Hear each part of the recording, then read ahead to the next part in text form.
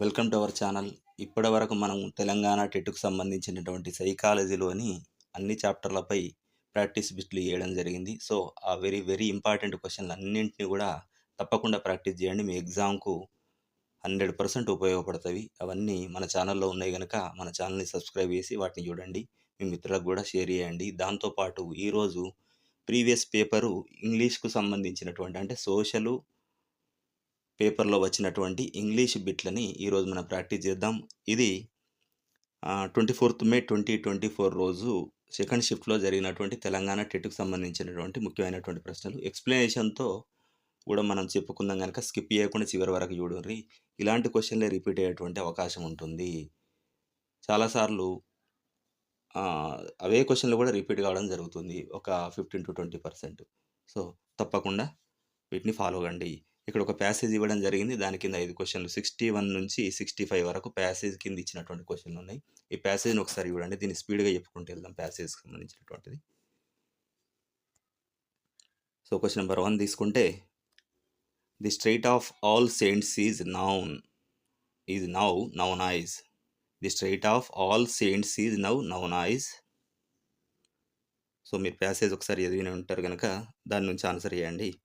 So, the answer is strait of Magellan. Strait of Magellan. ఇక్కడ 2 చోట్ల కూడా ఉంది గనక ఇక్కడ స్పెల్లింగ్ మిస్టేక్ తోటి ఇవ్వడం జరిగింది గనక second one is the right answer. Strait of Magellan. Second is the right answer. Second question తీసుకుంటే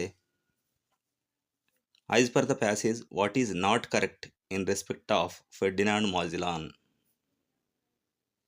సో, ఆన్సర్ కామెంట్ చేయండి.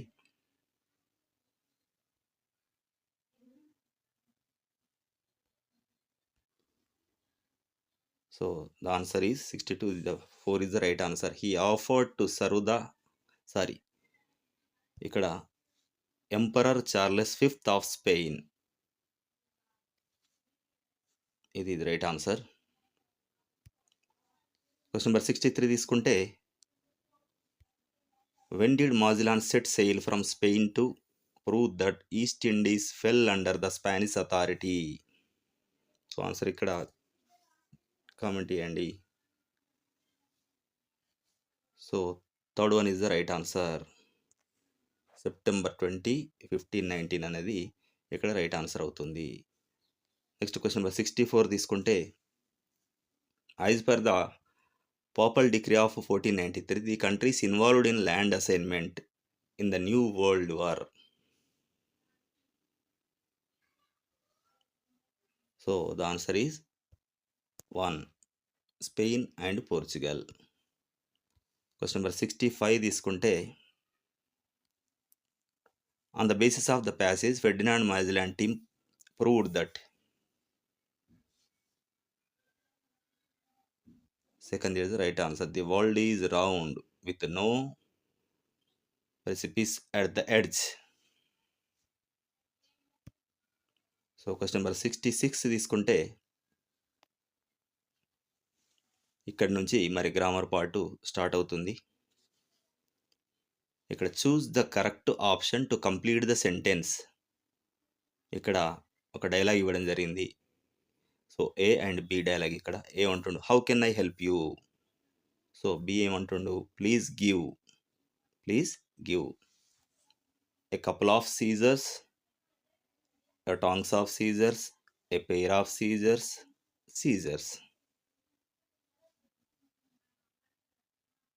సో, ది ఆన్సర్ కామెంట్ చేయండి. సో, ది ఆన్సర్ ఈజ్ ఇక్కడ సీజర్స్ అనే పదం ఎప్పుడు కూడా ఏం జరుగుతుంది అంటే బహువచనంలో వాడడం జరుగుతుంది. అందుకే దాన్ని లెక్కించడానికి కొరకు ఏం చేస్తారంటే ఏ పెయిర్ ఆఫ్ అనేది ఉపయోగించడం జరుగుతుంది. కాబట్టి ఏ పెయిర్ ఆఫ్ సీజర్స్ అనేది ఇక్కడ రైట్ ఆన్సర్ అవుతుంది. Third is the right answer. Question number 67 తీసుకుంటే Sri Ramani is senior dash Sri Charani. Sri Ramani is senior dash Sri Charani. Choose the correct option to complete the sentence. Than, then, to, over. So, ఇట్లా ఆప్షన్లు వచ్చినప్పుడు కొన్నిసార్లు ఈ బ్రాకెట్లో మనం వాటిని యాడ్ చేసి చదువుకొని చూస్తే కూడా మనకు ఐడియా కూడా వస్తుంది. ఎందుకంటే మనకు జనరల్ యూసేజ్‌ని బట్టి ఆటోమేటిక్‌గా ఆన్సర్ కూడా రావడం జరుగుతది. సో, క్వెషన్ నంబర్ 67 తీసుకుంటే ఆన్సర్ కామెంట్ చేయండి. సో, ఇక్కడ రైట్ ఆన్సర్ ఏం జరుగుతుందంటే 2. Third is the right answer. Third is the right answer. 2. 2 is the right answer. ఎందుకు అంటే సీనియర్, జూనియర్, సుపీరియర్ ఇట్లాంటి పదాల తర్వాత థాన్ వాడొద్దు. 2 మాత్రమే వాడాలి. అంటే ఇక్కడ ఏమైంది? Sri Ramani is senior to Sri Charani.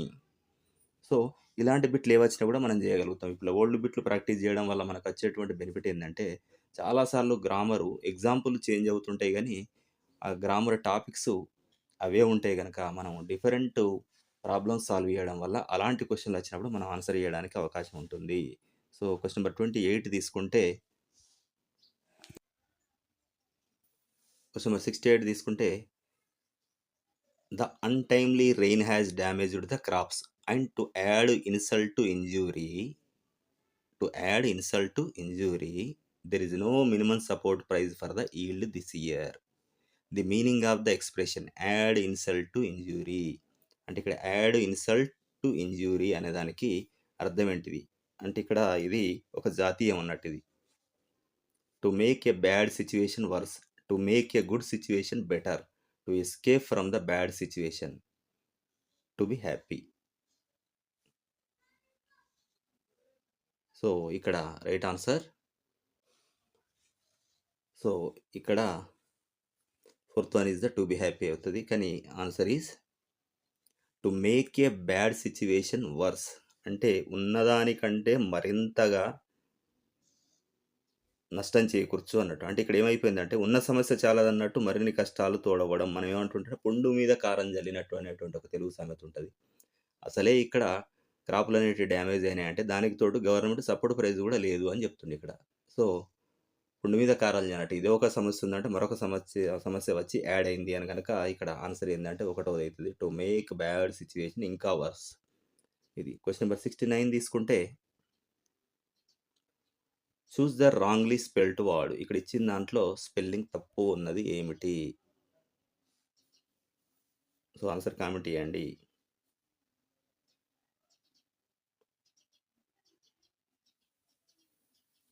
So, the answer is 3. Ordinarily. ఇక్కడ ఏమైతదంటే ఆర్డినర్లీ అన్నాడు ఇక్కడ. ఇక్కడ ఏమైతది ఆర్ తర్వాత ఐ రావాలి. ఆర్ తర్వాత ఏం రావాలి? ఆర్డినరీలీ. ఇలాంటి స్పెల్లింగ్ గుర్తుపెట్టుకోవడానికి మన మనసులో ప్రొనౌన్సియేషన్ ఎట్లుండాలంటే ఉన్నది ఉన్నట్టు చదువుకోవాలి. ట్రూ ట్రాన్స్‌లేషన్ అంటే ఆర్డినరీలీ అంటే ORDINARILY. క్వెషన్ నంబర్ 70 తీసుకుంటే all political parties promised not to dash taxes. All political parties promised not to dash taxes if elected. Choose the appropriate word to complete the sentence. So, అన్ని political పార్టీలు promise చేసినాయట. ఏం చేసినాయి? వీటిని ట్యాక్సెస్‌ను పెంచము ఒకవేళ మేము గెలిస్తే అన్నారట మరి. ఇక్కడ కింద సెంటెన్స్‌లో నుంచి తీసుకోండి. RISE, RAISE, RAISES raises, RISED rised. So, ఇక్కడ స్పెల్లింగ్‌లో కొంచెం అటు ఇటు ఉన్నది. ప్రొనౌన్సియేషన్ సేమ్ ఉన్నప్పటికి కూడా. So, comment the answer.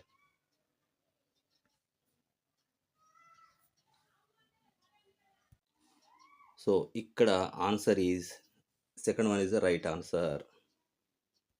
RAISE.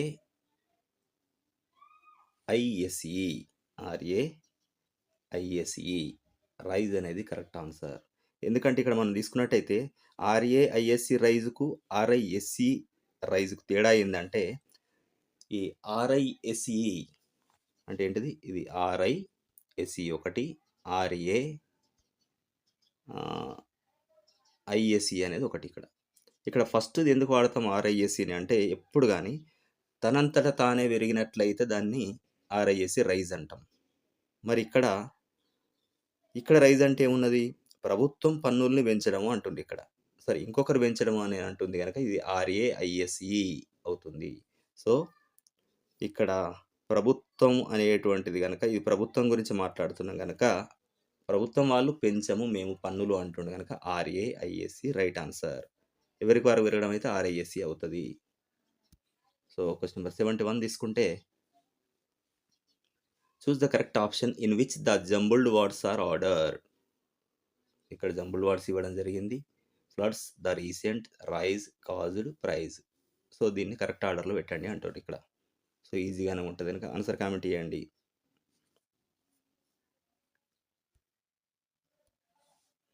So answer ఏంటంటే the recent floods caused prize rise. The recent floods caused prize rise. The recent floods caused prize rise. Fourth one is the right answer. Next question తీసుకుంటే question number 72 తీసుకుంటే the two friends are still talking to each other dash the phone, in the phone, on the phone, through the phone, with the phone. Comment the answer. So ఇక్కడ on the phone అనేది correct. So second one is the right answer. On the phone అనాలి. ఎప్పుడు కానీ జనరల్గా ఫోన్లో మాట్లాడుతున్నప్పుడు on the phone అనేటువంటి preposition వాడాలి, ఆన్ వాడాలి ప్రిపోజిషన్. క్వశ్చన్ నెంబర్ 73 తీసుకుంటే identify the part with an error in the given sentence. ఇక్కడ ఒక సెంటెన్స్ ఇచ్చిండు, దాన్ని ఏబిసిడి పార్ట్లుగా డివైడ్ చేయడం జరిగింది. మరి ఎక్కడ ఏ పార్ట్లో ఎర్రర్ ఉందో కనిపెట్టాలి. ఏబిసిడి. సో ఆన్సర్ కామెంట్ చేయండి.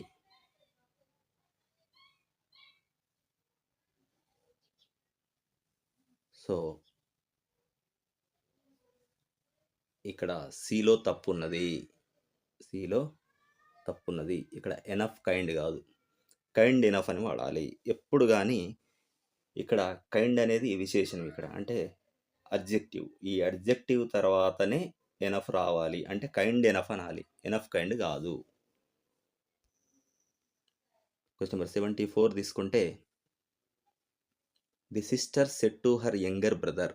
The sister said to her younger brother have completed your work అని క్వశ్చన్ వేయడం జరిగింది. So choose the appropriate reported sentence అంటుండే ఇక్కడ. ఇక రిపోర్టెడ్ స్పీచ్లో మనం చెప్పాలి. మరి ఒక్కసారి చూసి ఆన్సర్ కామెంట్ చేయండి.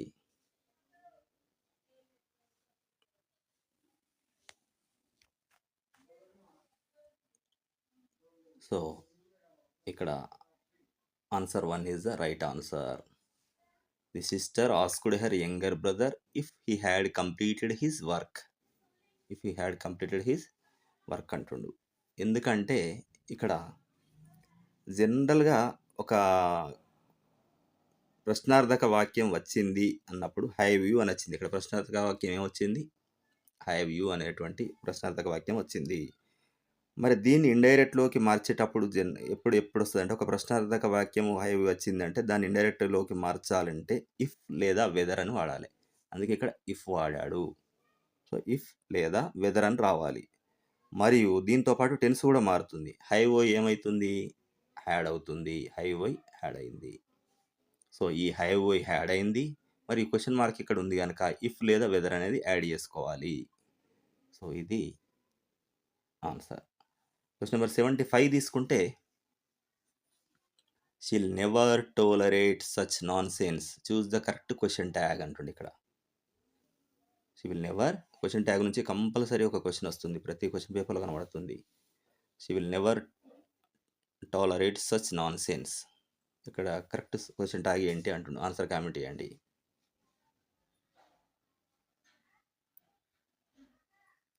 So answer is 4. Will she is the right answer. ఎందుకంటే ఒక వాక్యం నెగటివ్లో ఉంటే క్వశ్చన్ ట్యాగ్ పాజిటివ్లో ఉంటుంది, ఒక వాక్యం పాజిటివ్లో ఉంటే క్వశ్చన్ ట్యాగ్ నెగటివ్లో ఉంటుంది. మరి ఇక్కడ షీ నెవర్ అంటుండే ఇక్కడ. సో నెవర్ అనేది నెగటివ్ కాబట్టి ఇక్కడ పాజిటివ్గా విల్ షీ అనడం జరిగింది. క్వశ్చన్ నెంబర్ 76 తీసుకుంటే Mumbai is dash Hyderabad. Mumbai is dash Hyderabad. Choose the correct option to complete the statement. మరి ఇక్కడ ముంబై ఈజ్ లార్జర్ దాన్ హైదరాబాదా, ముంబై ఈజ్ లార్జ్ దాన్ హైదరాబాదా, Mumbai is the largest of హైదరాబాదా, ముంబై ఈజ్ లార్జెస్ట్ దాన్ హైదరాబాదా. ఆన్సర్ కామెంట్ చేయండి. సో ఇక్కడ ఆన్సర్ ఈజ్ 2 లార్జర్ దాన్ అవుతుంది. Answer is larger than అవుతుంది. ఎందుకంటే ఇక్కడ 2 నగరాల మధ్య పోలిక అనేది ఉన్నది. ఇక్కడ కంపారేటివ్ డిగ్రీ వాడుకోవాల్సిన అవసరం ఉన్నది. సో 2 నగరాల మధ్య చేస్తుండు కంపారేటివ్ కనుక larger than second is the right answer. అంటే Mumbai is larger than Hyderabad. రెండింటి మధ్య వాడుతుండే కనుక ఇది వాడడం జరిగింది. క్వశ్చన్ నెంబర్ 77 తీసుకుంటే as per the rule whoever comes first dash first choose the appropriate word to complete the sentence అంటుండు. ఇక్కడ will be served, was served, were served, is being served as per the rule. So answer comment చేయండి. దీని అర్థం ఏంటిది? ఎవరు ముందు వస్తే వారికి ముందు వడ్డిస్తారు అనేటువంటిది ఏం సూచిస్తుంది? ఫ్యూచర్ టెన్స్ను సూచిస్తుంది, అంటే భవిష్యత్తును సూచించడం జరిగింది. సో ఇక్కడ విల్ బీ సర్వ్డ్ అని ఉండాలి. ఆన్సర్ ఏముండాలి? First one is the right answer, will be served. Question number 78 తీసుకుంటే the doctor told the patient keep dash away from tobacco. Choose the correct option for to complete the sentence. So keep your away from the టొబాకోనో, keep you away from టొబాకోనో, keep yourself away from టొబాకోనా, keep yours away from టొబాకోనో, ఇట్లా దానిలో ఒకసారి frame చేసి మనసులో అనుకుంటే మనకు ఆటోమేటిక్గా మనకు ఉన్నటువంటి అలవాటు ప్రకారం యూసేజ్ని బట్టి కరెక్ట్ ఆన్సర్ కూడా వచ్చేస్తుంది కొన్నిసార్లు ఆలోచించకుండానే. సో ఇక్కడ కీప్ యువర్ సెల్ఫ్ అనేది వాడాలి. The doctor told the patient keep yourself away from tobacco అంటే నిన్ను నువ్వు టొబాకోకి దూరంగా ఉంచుకో అని చెప్పడం జరిగింది కనుక third is the right answer. So third is the right answer, yourself. Question number 79 తీసుకుంటే with the help of technology we can construct anything but human mind. With the help of technology we can construct anything. మన technology తోటి ఏదైనా కూడా నిర్మించవచ్చు, but human mind తప్ప అంటున్నాడు. So identify the antonym for the word construct. Construct అనేటువంటి పదానికి antonym కనుక్కోమంటాడు, వ్యతిరేక పదం తీసుకోమని చెప్తుంది ఇక్కడ. So answer is destruct. కన్స్ట్రక్ట్కి ఏంది అపోజిట్? డిస్ట్రక్టివ్ అని ఉంటుంది. కన్స్ట్రక్ట్ అంటే నిర్మించడం, డిస్ట్రక్ట్ అంటే నాశనం చేయడం. సో క్వశ్చన్ నెంబర్ 80 తీసుకుంటే the soldiers dash their country. Choose the correct option, complete the sentence అంటుంది. ఇక్కడ the soldiers are loving their country, soldiers is loving their country, soldiers love their country, soldiers loving their country. మరి answer comment చేయండి. So the answer is 3, love. Soldiers love their country. ఇక soldiers అనేది మనం జనరల్గా ఏం చేస్తున్నాం అంటే బహువచనంగా వాడుతున్నాము. సో ఇది నిత్య సత్యం లాంటిది అన్నట్టు. సో అందుకని సింపుల్ ప్రజెంట్ టెన్స్లో ఏం చేస్తాము, మరి థర్డ్ పర్సన్కి ఎస్ లేకుండా వాడతాము. లవ్స్ కాదు ఇక్కడ, లవింగ్ కాదు. సో జనరల్గా ఊరికే లవ్ అని వాడతాం. సోల్జర్స్ బహువచనం కనుక సోల్జర్స్ లవ్ దేర్ కంట్రీ. ఇది ఏ టెన్స్లో ఉంది? సింపుల్ ప్రజెంట్ టెన్స్లో ఉంది. క్వశ్చన్ నెంబర్ 81 తీసుకుంటే choose the correct option combining the following sentences. క్రింది వాటిని కంబైన్ చేసి రాయాలి. The teacher takes classes. Okay, everyday the teacher comes to college. Teacher takes classes, everyday the teacher comes to college. So ఒకసారి దాన్ని జాగ్రత్త you see answer comment చేయండి. So ఈ explanation మీకు కనుక నచ్చినట్లయితే తప్పకుండా లైక్ చేయడం మర్చిపోవద్దు, ఎందుకంటే ఎక్కువ మందికి రీచ్ కావాలంటే లైక్ చేయాల్సినటువంటి అవసరం ఉన్నది. అట్లాగే మరి మీ మిత్రులందరూ కూడా షేర్ చేయండి, వాళ్ళకు కూడా ఉపయోగపడతాయి. దీంతోపాటు ఛానల్ని సబ్స్క్రైబ్ చేయండి. మన వాట్సాప్ ఛానల్ డిస్క్రిప్షన్ బాక్స్లో ఉంది, దానిలో జాయిన్ కండి. నోట్స్ లేదా ఇతర అప్డేట్స్ కోసం మీకు ఉపయోగపడుతుంది. సో 81 తీసుకుంటే ఇక్కడ 2 పనులను ఒకే వ్యక్తి చేస్తున్నప్పుడు ఏం చేయాలంటే అండ్ ఉపయోగించి కలిపితే అది కరెక్ట్ అవుతుంది. ఇక్కడ టీచరే, ఇక్కడ టీచర్ టేక్స్ క్లాసెస్ ఆయన్నే, everyday the teacher comes to college అనేది కూడా ఆయన్నే. సో ఇక్కడ ఏం చేయాలి? మళ్ళీ ఆన్సర్ ఏంటి? అండ్తో కలపాలి. అండ్ తోటి కలిపింది ఎక్కడుంది? సో ఫస్ట్ ఆప్షన్లో ఉన్నది answer 1 is the first option is the right answer. Everyday the teacher comes to college and takes classes. ఇది ఆన్సర్. క్వశ్చన్ నెంబర్ 82 తీసుకుంటే identify the silent consonant letter in the word consignment. ఇక్కడ consignment అనే దాంట్లోపట ఉన్నటువంటి silent consonant ఏంటిది? Silent consonant ఏమిటి? Silent అంటే ఏంది? ఇది పలికేటప్పుడు శబ్దం రాదు. సైలెంట్ ఏది సైలెంట్ లెటర్ అన్నట్టు ఇక్కడ. So the answer is G. Fourth one is the right answer. ఇక్కడ కన్సైన్మెంట్ అంట అజీ సౌండ్ని మనం పలకట్లేదు, ఇది శబ్దం రావట్లేదు. క్వశ్చన్ నెంబర్ 83 తీసుకుంటే the child is drawing a picture. Identify the correct passive voice sentence for the given sentence. The child is drawing a picture. ఇక్కడ correct చూడండి. Child is drawing a picture. ఇది ప్రజెంట్ కంటిన్యూస్ ఫామ్లో ఉంది. మరి దీనికి passive voice ఏమంటాడు? So ఒకసారి observe చేసి ఆన్సర్ కామెంట్ చేయండి.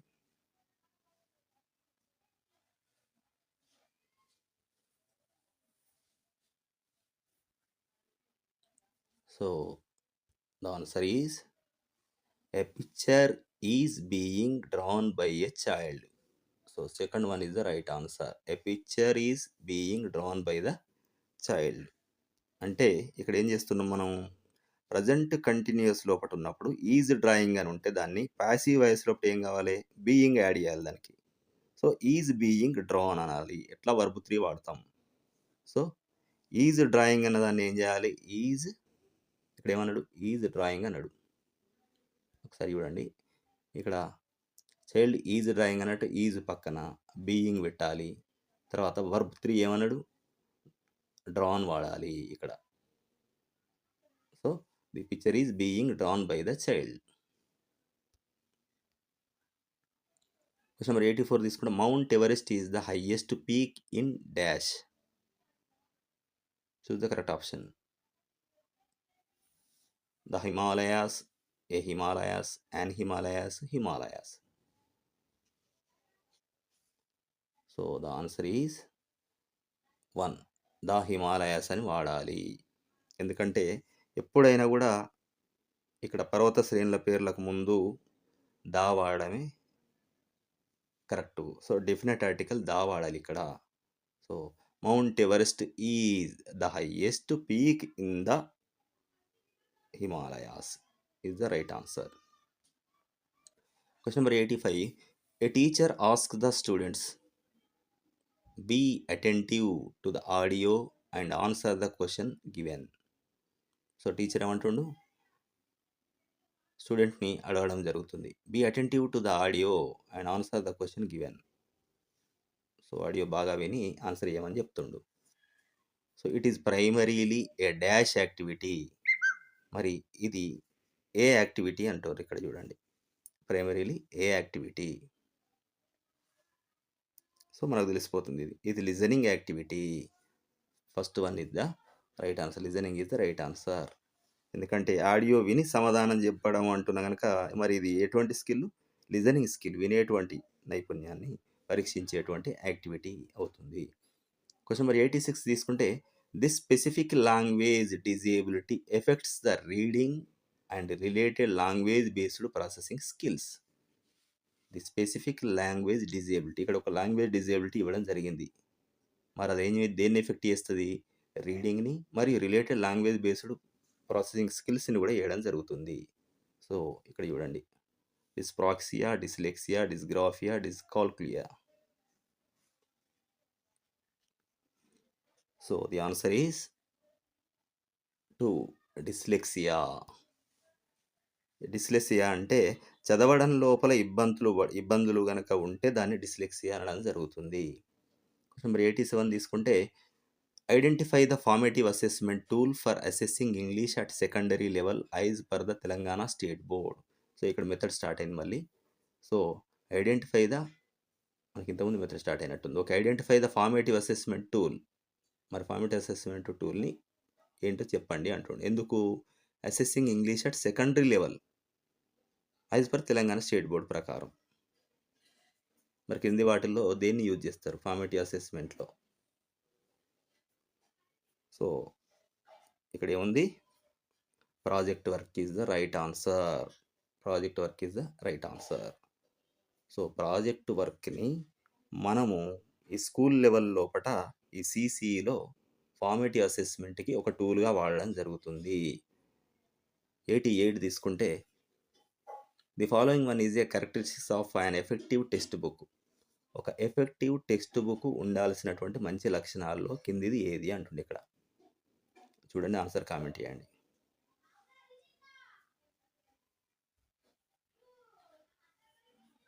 సో ది ఆన్సర్ ఈజ్, ఇచ్చిన దాంట్లో కనుక చూసుకుంటే ఇక్కడ ఇది ఇది థర్డ్ అవుతుంది. సరే, ఇది నంబర్ తప్పు పడ్డది. ఓకే, ఇది variety of exercises and activities అనేటివి ఉండాలి.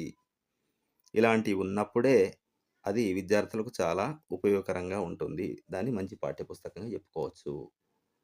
సో ఈ క్వశ్చన్ నెంబర్ 89 తీసుకుంటే reading novels, stories and comics facilitates this type of reading. మరి నావెల్ చదవడం, స్టోరీలు చదవడం, కామిక్స్ చదవడం అనేది దేన్ని ఫెసిలిటేట్ చేస్తుంది? ఏ టైప్ ఆఫ్ రీడింగ్ అది? సో ఇంటెన్సివ్ రీడింగా, స్లో రీడింగా, లౌడ్ రీడింగా, ఎక్స్టెన్సివ్ రీడింగా? So the answer is 4, extensive reading అనడం జరుగుతుంది ఇక్కడ. ఎందుకంటే మన ఆనందం కోసం కథలు కానీ, నవళ్ళు కానీ ఇట్లాంటి చదవడాన్ని ఏమంటారంటే ఎక్స్టెన్సివ్ రీడింగ్ అంటారు. తెలుగులో వస్తుంది, దాన్ని విస్తార పఠనం అంటారు తెలుగులో. క్వశ్చన్ 90 తీసుకుంటే ఇక్కడ this writing explains and illuminates facts. This writing explains and illuminates facts. మరి అవి ఏంటిది? ఇల్యూమినేట్స్ చేస్తుంది, ఎక్స్ప్లెయిన్ చేయడం జరుగుతుంది ఈ రైటింగ్. మరి అది ఏ రైటింగ్ అని అడుగుతుంది ఇక్కడ. Persuasive writing, narrative writing, expository writing, descriptive writing? Answer comment చేయండి. So the answer is 4. Sorry, the answer is 3rd, expository writing అంటారు. దీన్ని ఏమంటారు? Expository writing. ఎందుకంటే ఇది మరి ఎక్స్పోజిటరీ రైటింగ్ అంటే ఏంటంటే జనరల్గా వాస్తవాలను వివరించడానికి మరియు విశ్లేషించడానికి చేసేటువంటి రైటింగ్ లేదా రచనని మనం ఏమంటారంటే ఎక్స్పోజిటరీ రైటింగ్ అనడం జరుగుతుంది. సో ఇవి మరి ఇంతకుముందు వచ్చినటువంటి పేపర్ టు సోషల్లోని ఇంగ్లీషు బిట్స్. సో ఇలాంటి బిట్సే అంటే ఒక రకంగా చూసుకుంటే టెన్సెస్ మీద వస్తున్నవి, క్వశ్చన్ ట్యాగ్స్ మీద వస్తుంది, యాక్టివ్ వాయిస్, పాసివ్ వాయిస్ వస్తుంది, డైరెక్ట్ ఇండైరెక్ట్ రావడం జరుగుతుంది, ప్రిపోజిషన్స్, ఆర్టికల్స్, వీటిని మనం చూసుకుంటే సరిపోతుంది. అయితే ఇప్పుడు మనం చేస్తున్నటువంటి ప్రాక్టీస్ బిట్ల ద్వారా ఏం జరుగుతుందంటే ఆటోమేటిక్గా మనకు తెలియకుండానే ఇండైరెక్ట్గానే గ్రామర్ లెర్న్ చేసుకోవడం జరుగుతుంది.